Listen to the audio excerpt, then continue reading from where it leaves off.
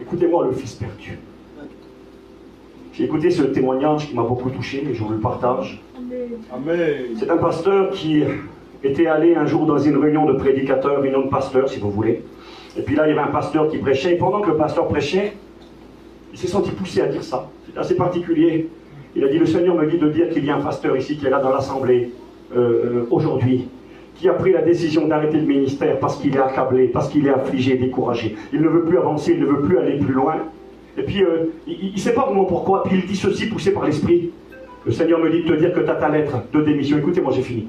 Tu as ta lettre de démission dans ta poche. Et tu as pris la décision d'arrêter ton ministère. Et quand il disait ça, le pasteur qui prêchait, il y avait un pasteur qui était là en bas, qui était en train de pleurer comme un enfant, qui pleurait. Sa femme pleurait à côté. Et puis il a levé la main, il a fouillé dans sa poche, il a levé la main.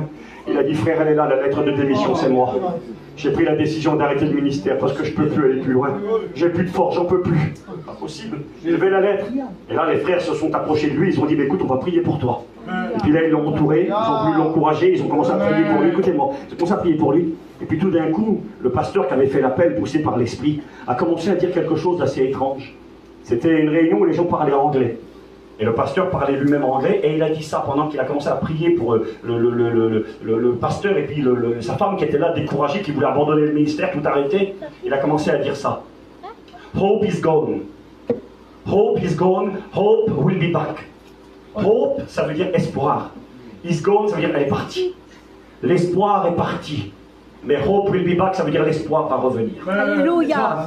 L'espoir est parti et l'espoir va revenir. L'espoir est parti, mais l'espoir va revenir. Et plus, écoutez-moi, plus il disait ça, plus le pasteur et sa femme pleuraient. Il ne comprend pas, mais non, ça devrait les encourager, arrêtez de pleurer, l'espoir va revenir.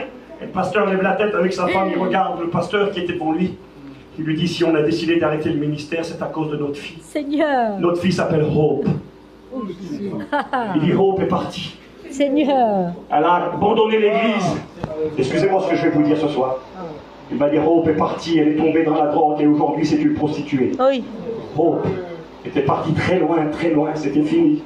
Et ils ont dit, c'est fini pour nous, on ne prêchera plus l'évangile. Je vais prêcher l'évangile, ma fille, là-bas dans le monde, excusez-moi, dans la prostitution et la drogue. Moi, je vais prêcher la parole de Dieu. C'est fini pour moi.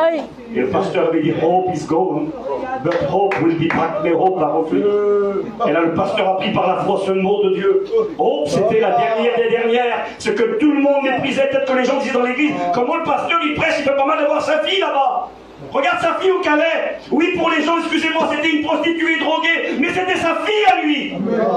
Il avait le regard que Jésus a sur les perdus. Et on va revenir. Pensez ce que vous voulez, il y a cru.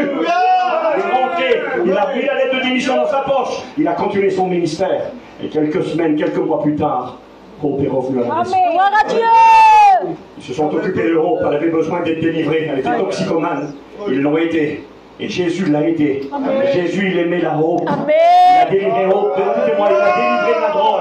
Il a délivré de son péché, de ses chaînes. Elle était une fille perdue, elle aussi. Et Hope s'est convertie. Elle est revenue à Jésus. Jésus l'a délivrée, affranchie. Hope s'est mariée. Alléluia. Elle a eu un foyer chrétien. Et avec son mari, elle a travaillé dans l'église à l'œuvre. Gloire à Dieu. C'est comme ça que Jésus voit ceux qui sont perdus.